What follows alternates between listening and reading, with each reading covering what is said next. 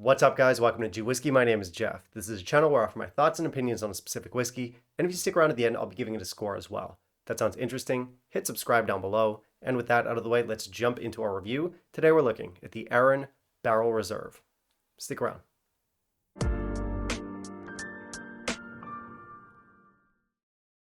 Alright, so before we get into the review, yes, I am working off of a new set. I'm trying to modernize, I'm trying to give the appearance of being more professional, acting like I actually know what I'm talking about.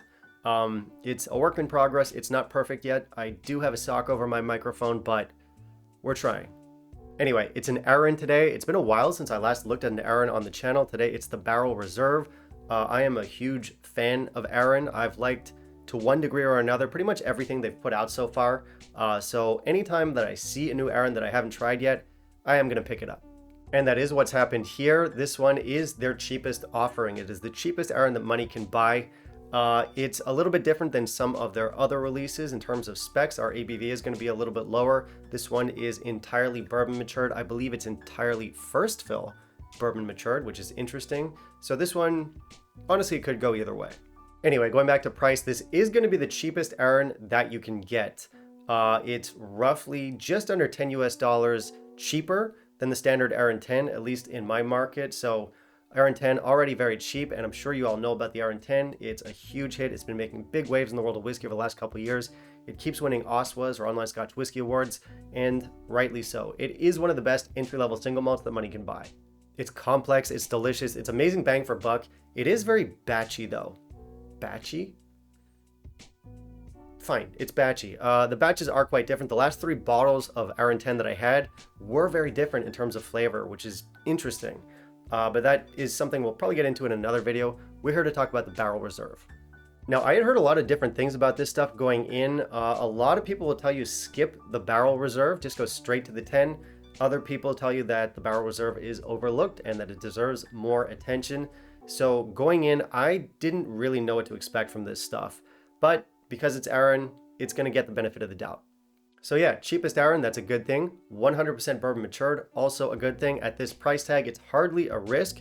So let's find out how I feel about this stuff. Let's jump into our review. And in the meantime, if you could kindly leave a like down below, that'd be greatly appreciated.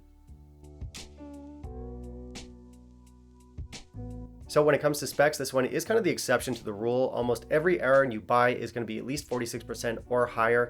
Not this one. This one comes in at 43%. But it is very budget friendly. It's entry level. I'm not going to make a lot of noise about that. As far as chill filtration goes, I believe this to be chill filtered. You can correct me if I'm wrong. And it is naturally colored. So specs are not anywhere near what we're getting with the 10.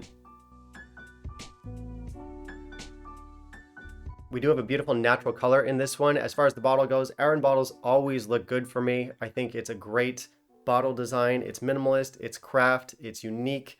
So presentation is going to get 4.5 out of 5. It doesn't mention if it's chill filtered, but at 43%, we'll assume it is. Again, correct me if I'm wrong there. We do have a statement of natural color, which of course is nice to see. It says American oak. It doesn't talk about bourbon barrels. You have to find that information online. So our information is fine, but as far as Arran goes, like, they're usually pretty good with transparency. So this one is a bit lacking. On the nose, we got a lot of fresh and bright orchard fruits. I get stuff like green apples, pears, there's lemons, there's limes, there's freshly cut grass. We also have vanilla and just a tiny little hint of sea air in here. It's a nice nose. It is a bit young. On the arrival, we get some baking spices. We have some pears, some vanilla. There's some savory, salty notes in here. It's also a very citrusy and grassy whiskey. So we have stuff like lemongrass, maybe even some lemon verbena in here. And I get a note that kind of reminds me of like sprouts, like salad sprouts. Why not? So on the finish, we do get some heat. There is some youth in here, but at 43%, it's not too biting, but there is definitely kind of like a papery note to this. We also have some more of that green apple. There's some nutmeg, and again, that savory saltiness. It's a short to medium finish. So this is good stuff. It definitely does carry the Arran character. We do get that bright, fresh, citrusy profile that the brand is known for. It's a very vibrant distillate, and I have to say I do like the bourbon influence in this. Like I said, I believe this to be entirely first fill bourbon cask matured, and usually that is not ideal for me. I do like bourbon matured whiskeys, but often I like a little bit of like refill barrels in the mix too, so that our cask flavors don't overpower the distillate. Oftentimes when things are exclusively first fill matured, we can get a lot of really heavy like honeys and vanillas and oaky notes, and luckily that's not the case here. Of course, those flavors are in here, but they're not too overbearing. They don't overpower the distillate, and that's really important for me, especially when we're talking about Arran, because Arran has such a beautiful, fresh, bright distillate, and you can give me any kind of special cask matured Arran, wine cask matured Arran, sherry cask matured Arran. Behind all that, I need to taste that Arran DNA. So we do have some nice cask influence in here. Of course, the distillate behind those casks is excellent as always. So really, this is a solid whiskey, but we do have a but. As my girlfriend often says, I'm slightly underwhelmed here. And of course, you guys know I have to hit the ABV button. You know, guys, I think this would be a lot better at 46%. Of course, that had to be done, so the ABV button has been hit, our complaint has been lodged. Moving on, there is actually something else that kind of bothers me with this whiskey. It's not a big deal, but I do find it a little bit youthful. We have some of that papery, youthful flavor in here that I don't love. It's faint, it's not over the top, it's not gonna bother some of you, but it does knot me a little bit. I think a few more years in the casks would have benefited this whiskey. Really, with the ABV and a few more years in the casks, it sounds like I just want this to be another 10-year-old, which isn't wrong, but again, this is a different style than the 10 that we have now. This one is entirely bourbon matured, and as I said, the batches tend to vary with the regular 10-year-old, but I've found it to be getting increasingly sherried over the last few bottles that I've had. So I don't know if you guys have noticed this trend, but the last bottle that I had, the most recent bottle, was a very sherried 10-year-old. So again, well different from what we're getting here in terms of profile.